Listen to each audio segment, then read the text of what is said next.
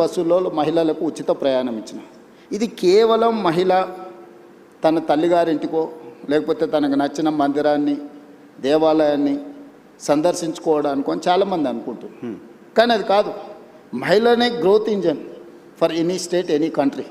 So ఈ మహిళ ఎక్కడి నుంచి ఎక్కడికి చేతి వృత్తి అయినా కానీ, కుల వృత్తి అయినా కానీ, ఉద్యోగ బాధ్యత అయినా కానీ, ఈరోజు గవర్నమెంట్ స్కూళ్ళలో 24-25లో 0 డ్రాప్ అవుట్స్ ఇన్ తెలంగాణ.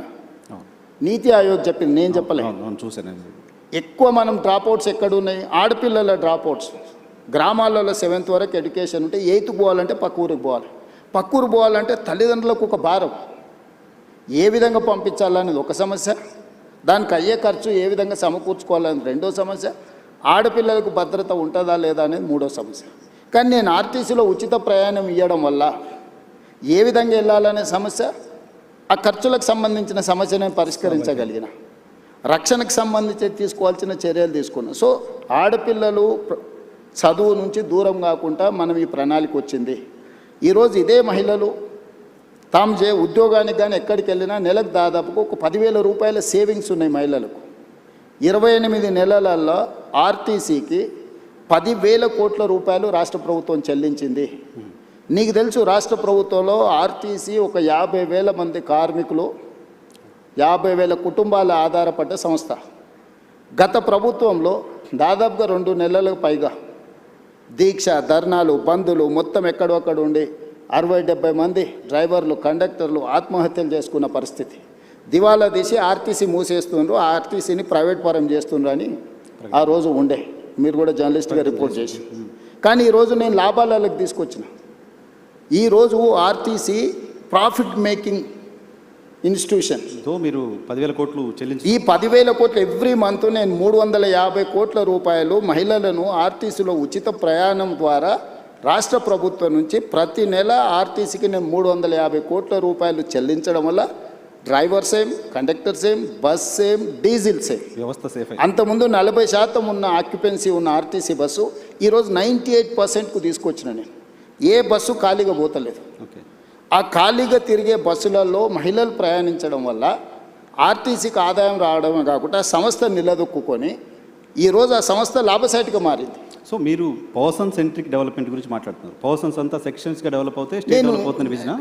నేను ఇంక్లూజివ్నెస్ గురించి చెప్తున్నా. అంటే ఇప్పుడు మనం ఇచ్చేది నీకు లాభము, ఇది ఇచ్చినావు నువ్వు జేబులో వేసుకుంటే అది నీ దగ్గర అయిపోతుంది. కానీ ఒక సంస్థ మహిళలకు ఉచిత ప్రయాణం ఇచ్చినప్పుడు మహిళ వ్యాపారం చేసుకోగలుగుతుంది, చదువుకోగలుగుతుంది, సెల్ఫ్ హెల్ప్ గ్రూప్స్లలో తిరగలుగుతుంది, ఉద్యోగానికి వెళ్ళగలుగుతుంది. 10,000 రూపాయలు ఒక మహిళ సేవింగ్ చేసుకోవడం వల్ల తన పిల్లల్ని చదివించుకోగలుగుతుంది, తన పిల్లల్ని మంచి స్కూళ్ళకు పంపించుకోగలుగుతుంది, పిల్లలకు మంచి బట్టలు కొనుక్కోగలుగుతుంది, కుటుంబాన్ని గౌరవంగా, సమాజంలో కుటుంబ గౌరవాన్ని పెంచడానికి మహిళ ప్రయత్నం చేస్తుంది. నేను ఇచ్చిన డబ్బుల వల్ల ఆర్టీసీ సంస్థ నిలబడ్డది. ఈరోజు ఒక సంస్థను నిలబెట్టే పని అంటే this is inclusiveness, sustainability model ఇది.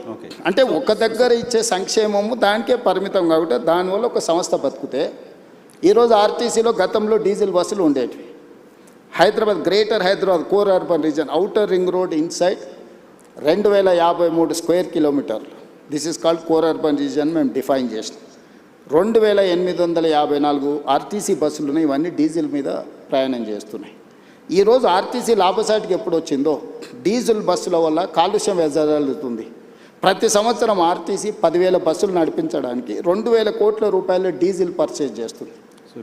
సో ఇప్పుడు ఈ డీజిల్ బస్సులను అన్నిటిని కూడా మార్చి నేను ఈవీ బస్సులు కొంటున్నా. సిటీలో ఆల్మోస్ట్ ఇప్పటికి 1000 బస్సులు వచ్చినాయి. డిసెంబర్ 9th లోపల ఇంకొక 2,000 బస్సులు తీసుకొచ్చి 3,000 ఆర్టీసీ బస్సులు ఈవీ వెహికల్స్ హైదరాబాద్లో తిప్పడం వల్ల, నేను భవిష్యత్తులో మిగతా బస్సులను కూడా మార్చడం వల్ల ప్రతి సంవత్సరం డీజిల్ మీద పెట్టే ఖర్చు 2,000 కోట్ల రూపాయలని నేను ఈరోజు సేవింగ్ చేయగలుగుతా. ఈ 2,000 కోట్ల సేవింగ్స్తో నేను ఈవీ బస్సులు కొనుక్కోవడమే కాకుండా కాలుష్యాన్ని కూడా నేను నియంత్రించగలుగుతున్నా. సో మీకు ఒక ప్రభుత్వం చేసే ఒక పని తాలూకా ఇంపాక్ట్ మల్టిపుల్గా ఉండాలి అని చెప్తారు. అట్లా చేయాలి. కాంప్రహెన్సివ్ సస్టైనబుల్ మోడల్ అనేది మనం ఎన్నుకోవాలి. ఒక పని, ఒక ప్రయత్నం ఒక దగ్గర సంక్షేమం లాగా కనిపించినా, ఇక్కడ స్పెండింగ్, ఇక్కడ ఖర్చు పెడుతున్నట్టు కనిపించినా అది ఇతర ఆదాయాలను సృష్టించడానికి ప్రణాళికలు ఉండాలి. సో నేను మహిళలకు ఉచిత బస్సు ఇచ్చింది కేవలం మహిళలు ఓట్లు వేయించుకోవడానికి, మహిళలు బస్సులో ప్రయాణం చేయడానికి ఇచ్చేసిండే రేవంత్ రెడ్డి. అని చూస్తున్నాను. నేనేం చెప్తున్నా, ఒక మహిళ కులవృత్తి కానీ, చేతి వృత్తి కానీ, ఉద్యోగం కానీ, ఉపాధి కానీ, చదువు కానీ, వీటన్నిటికీ తనకు ఒక శక్తిని ఇస్తున్నా. సో అది ఓకే, మహిళలకు సంబంధించి సరే, దానికి సంబంధించిన ఇంపాక్ట్ మీరు అంతా చెప్పారు, ఓకే. బట్ 1 ట్రిలియన్ ఎకాడమీ నేను చేస్తాను 34 వరకు అని చెప్పి మీరు ఒక మాట మాట్లాడుతున్నారు కంటిన్యూస్గా. మొత్తం దేశ జీడీపీలో 10% మేము కాంట్రిబ్యూట్ చేయాలనుకుంటున్నామని చెప్తున్నారు. ఎస్, సో దీంతో సాధ్యమవుతుందా? ఇంకేదో పెద్ద పెద్ద పెట్టుబడులు రావాల్సిన అవసరం ఉంటుంది, ఇంకా చాలా చేయాల్సిన అవసరం. Yes YNR, I do agree. నేను ఇంతకు నీకు ప్రారంభంలోనే చెప్పిన, ఒక శాఖకు సంబంధించో ఒక చిన్న ఏరియాకి సంబంధించో మనం డిజైన్ చేస్తున్నాం. కార్పొరేట్ కంపెనీస్ కూడా వాళ్ళు కూడా వాళ్ళ ఫైనాన్షియల్ ఎట్లా ఉండాలి, ఫ్యూచర్ ఎక్స్పాన్షన్ ఎట్లా ఉండాలి, దాని రిసోర్సెస్ ఎట్లా ఉండాలా, దాన్ని మినిమం ఎక్స్పెండిచర్ మ్యాక్సిమం ప్రాఫిట్ ఎట్లా ఉండాలి, ఇట్లా ఎట్లయితే ప్రణాళిక చేస్తారో రాష్ట్రాలకు కూడా ప్రణాళిక ఉండాలి. నేను ఓపెనింగ్ రిమార్క్స్లో చెప్పిన, ప్రజలు ఉంటారు, పార్టీలు ఉంటాయి, ప్రభుత్వాలు మారుతూ ఉంటాయి. మారిన ప్రభుత్వానికి భవిష్యత్తు పట్ల ఒక స్పష్టత ఉండాలి. ఆ స్పష్టతనే ప్రణాళిక రూపంలో మనం రచించుకోవాలి. ఇప్పటివరకు భారతదేశంలో ఏ రాష్ట్రానికి కూడా కాంప్రహెన్సివ్ డిజైన్ అనేది లేదు, కాంప్రహెన్సివ్ పాలసీ లేదు. అందుకే నేను తెలంగాణ రాష్ట్ర ముఖ్యమంత్రిగా బాధ్యతలు చేపట్టిన తర్వాత నా 17 years అపోజిషన్ ఎక్స్పీరియన్స్, నేను జడ్పీటీసీ ప్రతిపక్షంలోనే, ఎమ్మెల్సీ ప్రతిపక్షమే, ఎమ్మెల్యే ప్రతిపక్షమే, ఎంపీ ప్రతిపక్షం. ముఖ్యమంత్రి అయ్యే వరకు అంత ప్రతిపక్షం. 17 yearsలో నేను ముఖ్యమంత్రి అయ్యే వరకు నేను ప్రతిపక్షంలో ఉన్నా. ఏ రోజు కూడా అధికారంలో లేను, అధికార పార్టీలో కూడా లేను. కానీ 17 సంవత్సరాల సుదీర్ఘ నా ప్రతిపక్షంలో ఉన్న నాకున్న అనుభవం, సమస్యలు చూసిన కోణం, సమస్యల్ని ప్రత్యక్షంగా ఏ విధంగా పరిష్కరించవచ్చు అన్న ఉన్న ఆలోచనతో తెలంగాణ కోసం ఒక పాలసీ డాక్యుమెంట్ని తయారు చేసి, ఆ పాలసీ డాక్యుమెంట్ పేరే తెలంగాణ రైజింగ్ 2047. ఈ పాలసీ డాక్యుమెంట్ ఉండాలన్నది నా ఆలోచన. పాలసీలో చాప్టర్స్ అనేటివి నేను రాసినవి కాదు. ఓ సత్యనాథెల్ల ఇందులో ఉన్నాడు, సంతను నారాయణ ఉన్నాడు, లేకపోతే World Bank chairman Ajay Banga ఉన్నాడు, లేకపోతే రఘురామరాజన్ ఎక్స్ ఆర్బీఐ గవర్నర్ ఉన్నాడు, NITI Aayog government of India vice chairman Suman Bery ఉన్నాడు, ఐఎస్బీ ఇన్స్టిట్యూట్ ఇక్కడ ఏదైతే ఉన్నదో one of the best institute in the world, ISB మా policy document partner, NALSAR university మా policy document partner, okay. Great Britain prime minister Tony Blair అతను మా దాంట్లో, అది ఇప్పుడు ఫార్మర్ ప్రైమ్ మినిస్టర్, అతను మా పాలసీ డాక్యుమెంట్లో పార్ట్నర్.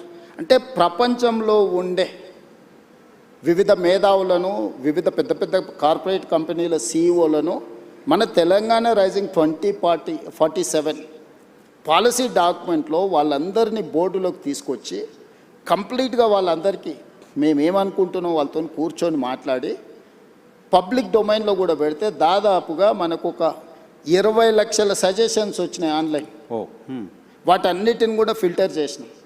అందులో ఉండే ఎస్సెన్స్ అంతా వాళ్ళు ఇచ్చిన సూచనలు, సలహాలు, అది విద్యార్థులకు కావచ్చు, లేకపోతే నిరుద్యోగుల కోసం కావచ్చు, లేకపోతే ఉమెన్ కోసం కావచ్చు, లేకపోతే ఐటీ పాలసీ కావచ్చు, ఇండస్ట్రియల్ పాలసీ కావచ్చు, లేకపోతే ఏఐ కావచ్చు, ఇట్లా చెప్పుకుంటూ వెళ్తే ప్రతి వర్టికల్ మీద ఆల్మోస్ట్ 8 months కంటిన్యూస్గా చీఫ్ సెక్రటరీ నుంచి ప్రతి ఆఫీసర్ని ఇందులో పెట్టి, ఒక గ్రూప్ ఆఫ్ ఆఫీసర్స్ని పెట్టి, గ్రూప్ ఆఫ్ మినిస్టర్స్ని పెట్టి కన్సెన్సస్ బిల్డ్ చేసి ప్రపంచ దేశంలో ఉన్న ప్రతి ఒక్కరిని మన పాలసీ డాక్యుమెంట్లో ఇంక్లూడ్ చేసి ఇక్కడ ఉన్న నైసర్గిక స్వరూపాన్ని వివరించి, ఇప్పుడు కాశ్మీర్లో ప్లాన్ చేసుకుంటే కాశ్మీర్కు తగ్గట్టు చేసుకోవాలి. కాశ్మీర్లో ప్లాన్ చేసిన ఐస్ కోసము, ఐస్ తుఫాన్ల కోసము తెలంగాణలో ప్లాన్ చేసినాం అనుకో, ఇక్కడ ఐస్ వచ్చేది లేదు, చూసుకోవాలి కదా. సో తెలంగాణలో ఉండే సహజ ప్రకృతి వనరులు ఏమున్నాయి, ఇక్కడ టాలెంట్ ఏముంది, ఇక్కడ ప్రజలు ఏం కోరుకుంటుంది, ఏ ప్రజల్ని ఇందులో భాగస్వాములు చేస్తే ప్రయోజనం ఉంటుందో అట్లా తయారు చేసి ఒక గ్లోబల్ సమ్మిట్ డిసెంబర్, తెలుసు 2025 డిసెంబర్లో గ్లోబల్ సమ్మిట్ని 108 దేశాల నుంచి కార్పొరేట్ కంపెనీలను, ఫార్చ్యూన్ 500